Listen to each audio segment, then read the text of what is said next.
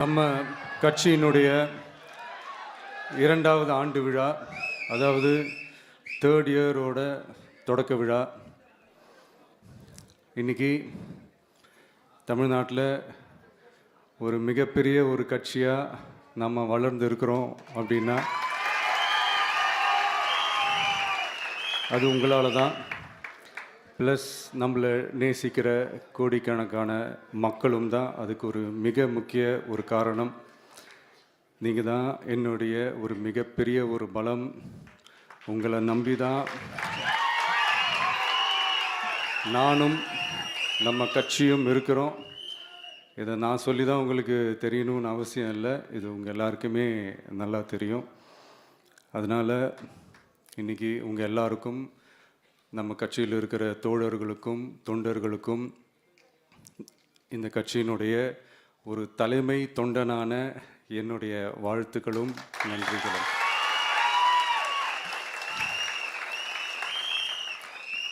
அப்புறம் என்ன, மைக்கை பிடிச்சாச்சு, வெடியை கொளுத்தி போட்டுருவோமா?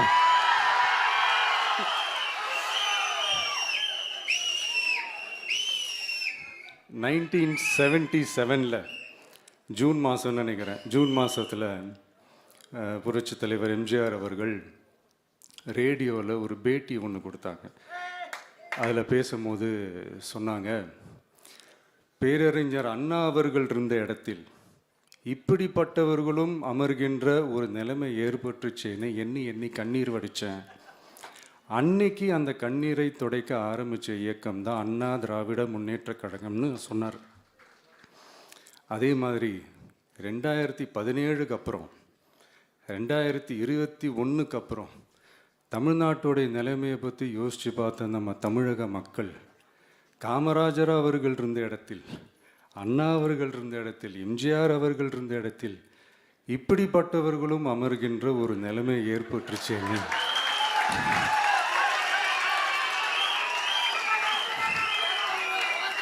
தமிழக மக்கள் கண்ணீர் வடித்தாங்க. இன்னைக்கு இந்த கண்ணீரை துடைக்க ஆரம்பித்த இயக்கம் தான் தமிழக வெற்றிக்கழகம்.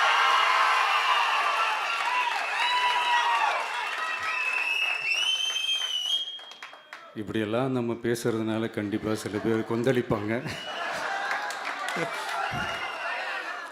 அதை பற்றிலாம் நம்ம கவலைப்படக்கூடாது. ஏன்னா கொந்தளிக்கிறது தான் அவங்களுக்கு வேலையே. புரிதுங்களா அவங்களுக்கு? ஏன்னா எம்ஜிஆர் அவர்கள் கட்சி ஆரம்பித்தப்போ, ஏன் அவர் ஜெயிச்சதுக்கப்புறம் கூட சட்டசபையில் கூட ஏதோ ஒரு நடிகர் கட்சி வந்திருக்குதான், ஏதோ ஒரு புதிய கட்சி வந்திருக்குது, புரட்சி தலைவர்னு ஒருத்தர் வந்து, இப்படியெல்லாம் கேலியும் கிண்டலுமா. அதனால் யார் அரசியலுக்கு வந்தாலும் இப்படி கொந்தளிக்கிறது தான் அவங்களுடைய வேலையே. அப்படி தான் நாம் அரசியலுக்கு வந்ததுக்கப்புறம் கூட இந்த விஜய்க்கு என்ன அனுபவம் இருக்குது, எம்ஜிஆர் அவர்களுக்கு எவ்வளோ அனுபவம் இருக்குது தெரியுமா? 52லேருந்து 72 வரைக்கும் அந்த 20 இயர்ஸ் திமுகவில் இருந்த ஒரு அரசியல் அனுபவம் எவ்வளோ இருக்குது தெரியுமா? விஜய்க்கு என்ன பெரிய அனுபவம் இருக்குதுன்னு கேட்டால் அதே வாய் தான் அன்னைக்கு எம்ஜிஆர் அவர்களை பார்த்து, அன்னைக்கு எம்ஜிஆர் அவர்களை பார்த்து, அரசியல் அரிச்சுவடி தெரியாதவர், கவர்ச்சியை மட்டுமே நம்பி இருக்கிறவர், அட்டக்கத்தி, வாய் விளம்பர வள்ளல், இவருக்கு கேள்வி மட்டும்தான் கேட்க தெரியும், பதில் சொல்ல தெரியாது, நிருபர்களை சந்திக்க மாட்டார், டெல்லியை பகச்சிக்க மாட்டார், மேலே இருந்து அவருக்கு அவ்வளோ ப்ரெஷர் இருக்குது, அப்படி இப்படின்னு சொன்னதும் அதே வாய் தான். அதனால் எம்ஜிஆர் அவர்களை மட்டும் இல்லை, அவருடைய தொண்டர்களை கூட விட்டு வைக்கலை. அது என்னது, இந்த பளபளப்பு ஜொலி ஜொலிப்பை பார்த்தா பல்லிழிப்பவங்க, இப்படியெல்லாம் கிண்டலும் கேலியுமா, இது எல்லாம் மக்கள் ஒரு மாதிரி சைலண்ட்டாக வாட்ச் பண்ணிக்கிட்டு என்ன பண்ணாங்கன்றது உங்களுக்கே நல்லா தெரியும். அவர் ஜெயிச்சதுக்கப்புறம் இந்த அரசியலில் பழந்துன்னு கொட்டை போட்ட அனுபவிச்சாலையும் இருப்பாங்கன்னு சொல்லுவாங்கள்ல, அவங்க எல்லாருக்குமே அந்த கோட்டைன்றது ஒரு பகல் கனவாகவே மாறிடுச்சுன்னா பார்த்துங்க. 77 மாதிரியே இப்போவும் அந்த பழைய தேஞ்சி போன, துருபிடிச்சி போன, நஞ்சு போன அதே அந்த பழைய வெப்பனையும் இப்போவும் கையில் எடுக்கிறாங்க. அதனால் மை டியர் ஜென்டில்மேன், டெக்னாலஜிலாம் வளர்ந்து வேற எங்கேயோ போயிட்டுருக்கு. அட்லீஸ்ட் உங்கள் டெக்னிக்கையாவது கொஞ்சம் மாற்றுங்க பாஸ்.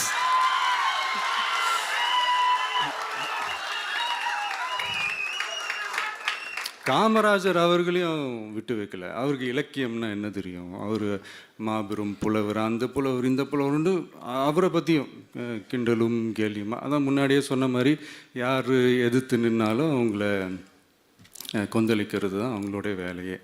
ஸோ இப்படி நம்ம அவங்க பண்ணுற தப்பெல்லாம் நம்ம எடுத்து சொன்னால், அவங்க பண்ணுற அட்ராசிட்டியை பற்றி நம்ம எடுத்து சொன்னால், அவங்க பண்ணுற அந்த ஊழலை பற்றி தான் நம்ம எடுத்து சொன்னோம். முக்கியமாக நாம் அதை எடுத்து சொன்னால் 50 வருஷத்துக்கு முன்னாடி இருக்கிற அதே தகர டப்பாவை எடுத்து உருட்ட ஆரம்பிச்சிருவாங்க.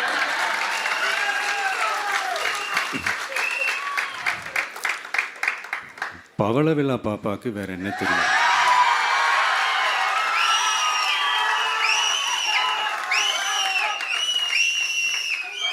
பழைய டப்பாவை உருட்டதானே தெரியும். அதுக்காக நாம் அவங்க பண்ணுற தப்பெல்லாம் சொல்லாமல் வெளியே சொல்லாமல் இருக்க முடியுமா? சொல்லுவோம், சொல்லிக்கிட்டே இருப்போம். நம்மளை தவிர யார் அவங்கள ஏற்று நின்று கேள்வி கேட்கறது? யாருக்கு அந்த தில் இருக்குது?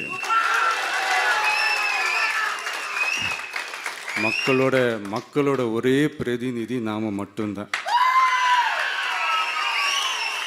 ஸோ இப்படி இருக்கிற இந்த நிலைமையில்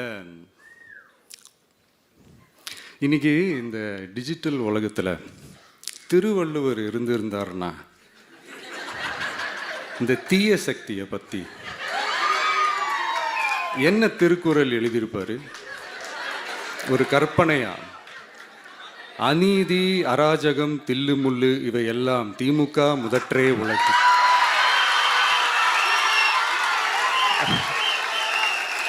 ஒரு கற்பனையா?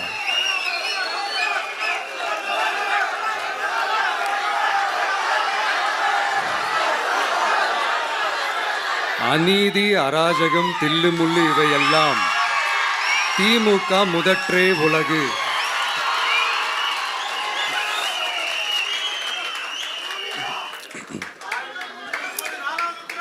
அடுத்து இந்த என்னப்பா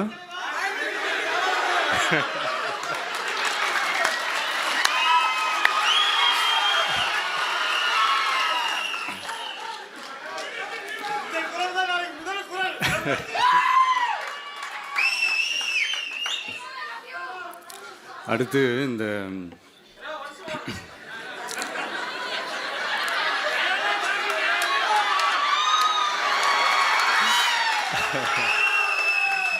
சொல்லிட்டேன், 2 வாட்டி சொல்லிட்டேன். அநீதி, அராஜகம், தில்லுமுள்ளு இவை எல்லாம் திமுக முதற்றே உலகு.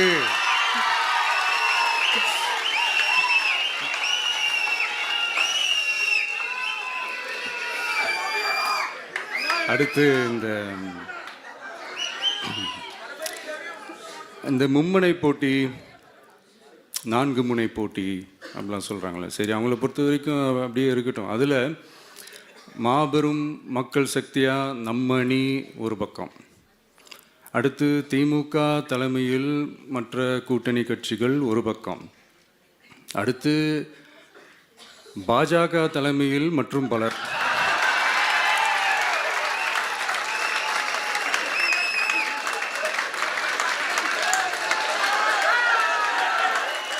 என்னப்பா சிரிக்கிறீங்க? உண்மைதானேப்பா சொன்னேன்.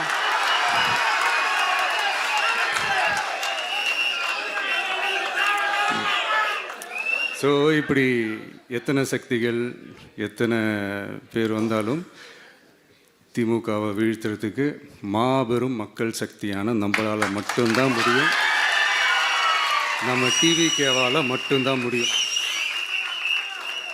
ஸோ இப்படி இருக்கிற இந்த நிலைமையில் ஏய் விஜய் வீட்டு விட்டு வெளியே வா, ஏய் விஜய் வீட்டு விட்டு வெளியே வா, இப்படியெல்லாம் கேட்கும்போது எனக்கு எப்படி அது தோணுதுன்னா, ஐயோ இவங்க ஒவ்வொரு வீட்டில் இருக்கிற ஒவ்வொரு விஜயும் இவங்க கூப்பிட்ற மாதிரியே எனக்கு தோணுது. அப்படிதான் எனக்கு தோணுது. அதனால பொறுங்க பாஸ், வருவாங்க. முறையாக வருவாங்க. ஓட்டு போடுற அன்னைக்கு ஓட்டர் ஐடியை கையில் எடுத்துக்கிட்டு ஒவ்வொரு வீட்டில் இருக்கிற ஒவ்வொரு விஜயும்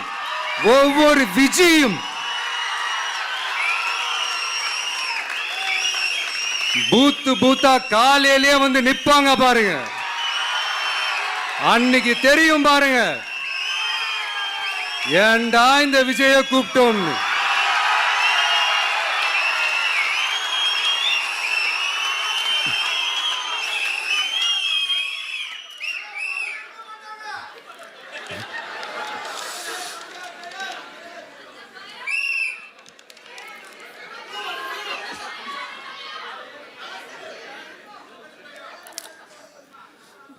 ஸோ இப்படி பேசினா உடனே இவரு நான் சினிமாவா இது அப்படின்ட்டு ஆரம்பிச்சிருவாங்க.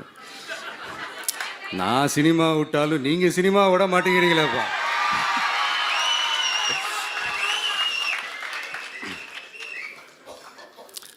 அப்புறம் இன்னொரு ரீசெண்டாக அந்த ஒரு விஷயம் போயிட்டுருக்குல்ல, இந்த கருத்து கணிப்பு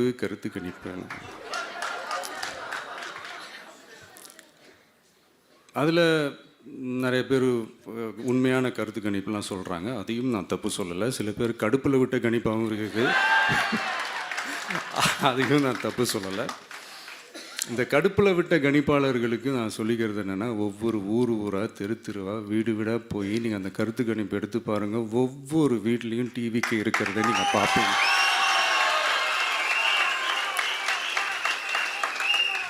அப்படி சப்போஸ் உங்களுக்கு அது ஷாக்கிங்காக இருந்துச்சுன்னா ரப்பர் வச்சு எல்லாத்தையும் அழிச்சிட்டு மறுபடியும் முதல்லேருந்து எடுத்து பாருங்கள், அதே ரிசல்ட் தான் வரும்.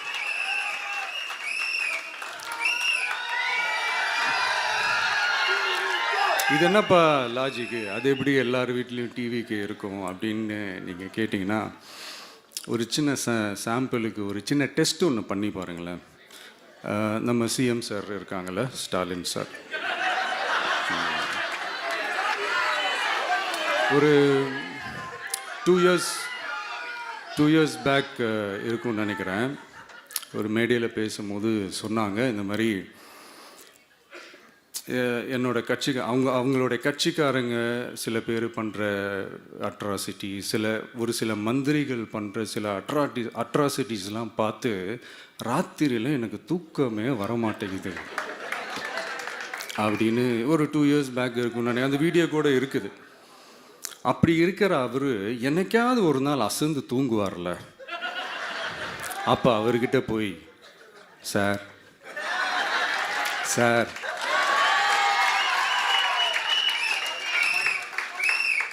எந்த சின்னத்துக்கு சார் ஓட்டு போடுவீங்க அப்படின்னு கேட்டு பாருங்க. விசில் சின்னத்துக்கு தான்.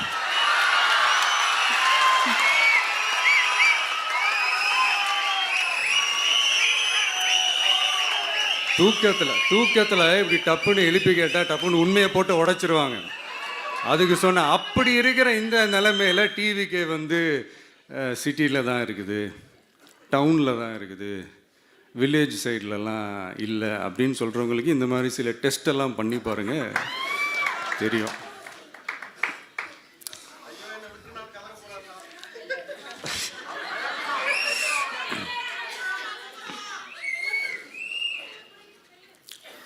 விசில் சின்னம் போகாத ஊரே இல்லை. விசில் சின்னம் எங்கெல்லாம் இருக்குதோ அங்கெல்லாம் டிவிக்கே இருக்குதுன்னு அர்த்தம். என்னுடைய அம்மா, அக்கா, தங்கைகள், அண்ணன், தம்பிகள் டிவிக்கேக்கு ஓட்டு போடுறத யாராலையும் தடுக்க முடியாது.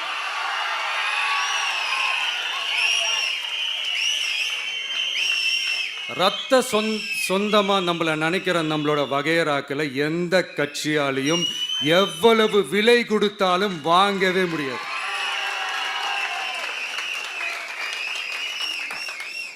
நான் ஓவர் கான்ஃபிடென்ஸில் பேசுகிறேன் அப்படின்லாம் நினைக்காதீங்க. இதுதான் கள நிலவரம், கள யதார்த்தமும் இதுதான். தீய சக்தியை வீழ்த்துறதுக்கு தூய சக்தியான நம்மளால் மட்டும்தான் முடியும். இந்த 2026 சட்டமன்ற தேர்தலில் டிவிக்கே தான் மக்களோட ஒரே ஆப்ஷன். Otherwise no diversion.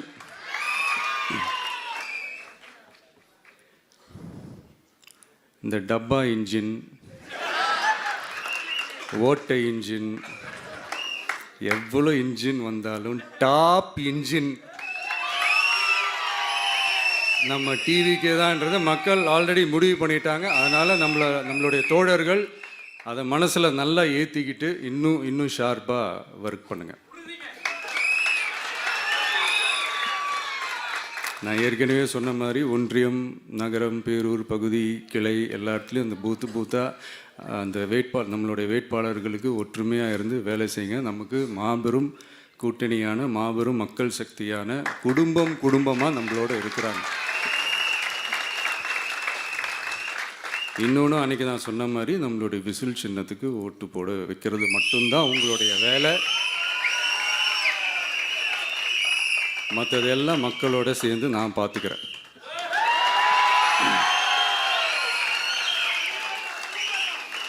தமிழ்நாட்டோட அரசியலில் த விசில் ப்ளோயர் இஸ் டிவிகே.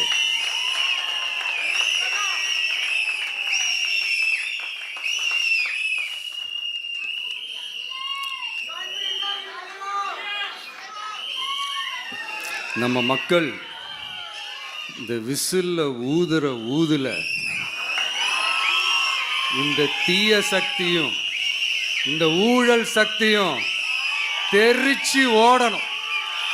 எப்படி தெரிச்சு ஓடணும்? அன்னைக்கு சென்ட் ஜார்ஜ் கோட்டையில்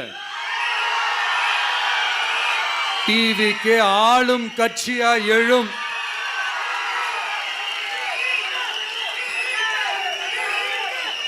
உங்களோட நான் இருக்கேன், நம்மளோட நம்ம மக்கள் இருக்கிறாங்க. இதுக்கு மேல என்ன வேணும்? கான்ஃபிடென்ட்டா இருங்க, நல்லதே நடக்கும், வெற்றி நிச்சயம். மீண்டும் சந்திக்கும் வரை நன்றி, வணக்கம்.